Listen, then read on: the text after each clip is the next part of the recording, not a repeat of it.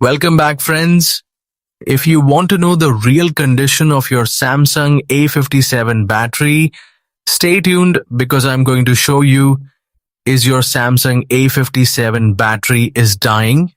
Check health now. First, unlock your Samsung A57 and open the Samsung Members application from your app drawer. If you can't find it, download it from the Galaxy Store. Once inside, tap on the Diagnostics menu at the right side of the screen. From there, select Phone Diagnostics and allow the app to run a quick system check. After the Diagnostics page opens, you will see multiple testing options such as battery, sensors, and connectivity.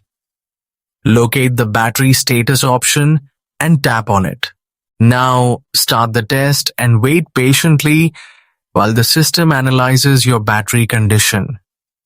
When the process finishes, it will display the result as good, normal, or bad, which tells you the current health of your battery. That's it for today. If this helped, like and subscribe for more tips. See you next time.